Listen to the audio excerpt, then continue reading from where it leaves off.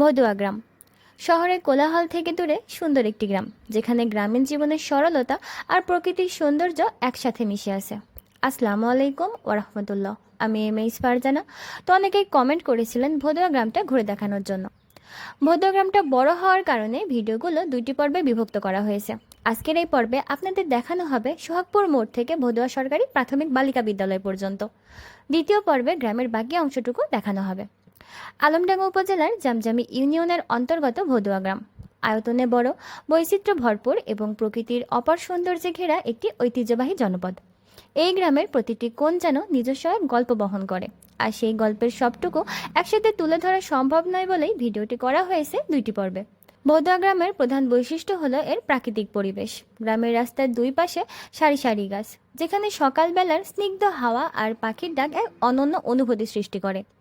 সকালে কুয়াশার চাদরে মোড়া গ্রাম, আর তার মাঝ দিয়ে সূর্যের আলো ধীরে ধীরে ছড়িয়ে পড়া। এই দৃশ্য যেন এক জীবন্ত চিত্রকর্ম।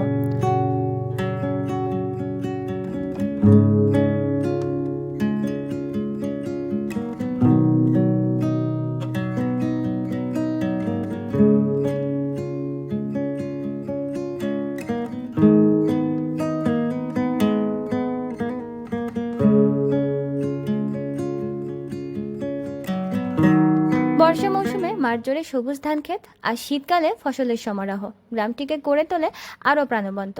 কৃষি এখানকার মানুষের প্রধান জীবিকা, আর তাই প্রকৃতির সাথে তাদের সম্পর্ক অত্যন্ত নিবিড়। ধর্মীয় ও সামাজিক দিক থেকেও গ্রামটি বেশ সমৃদ্ধ। এখানে রয়েছে মসজিদ, যেখানে প্রতিদিন 5 ওয়াক্ত নামাজ আদায় করেন স্থানীয় মুসল্লিরা।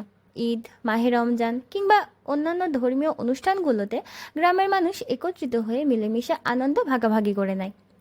এই ঐক্য ও ভ্রাতৃত্ববোধই গ্রামটির অন্যতম শক্তি।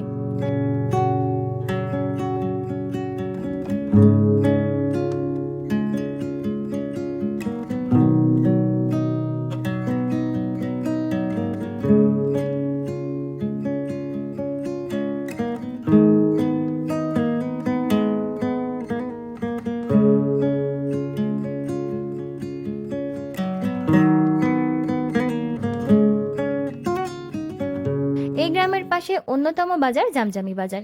সাপ্তাহিক হাট কিংবা প্রতিদিনের কেনাবেচা গ্রামের মানুষের জীবনে এক ধরনের প্রাণচাঞ্চল্য এনে দেয়।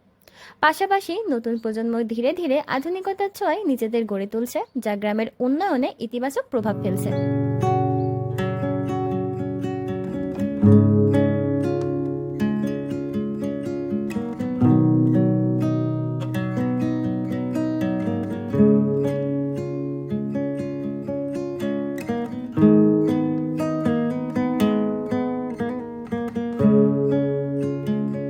শিক্ষাক্ষেত্রেও ভদুয়া গ্রাম পিছিয়ে নেই। এখানে প্রাথমিক শিক্ষার জন্য শিক্ষা প্রতিষ্ঠান রয়েছে, যেখানে গ্রামের শিশু কিশোররা শিক্ষার আলোয় আলোকিত হয়েছে। গ্রামের স্কুলগুলো নৈতিকতা ও সামাজিক মূল্যবোধ গঠনের ক্ষেত্র হিসেবেও গুরুত্বপূর্ণ ভূমিকা পালন করে আসছে।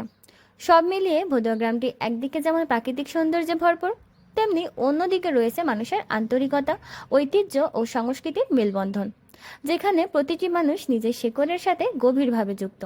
তো আজকের ভিডিও আপনাদের কাছে কেমন লাগলো তা অবশ্যই কমেন্টে জানাবেন। আর ভিডিও সম্পর্কে কোনো প্রশ্ন বা মতামত থাকলে সেগুলো আমাদের জানাতে পারেন। দেখা হবে নতুন পর্ব নিয়ে। শেষ পর্যন্ত সবাই ভালো থাকবেন। আসসালামু আলাইকুম ওয়া রাহমাতুল্লাহ।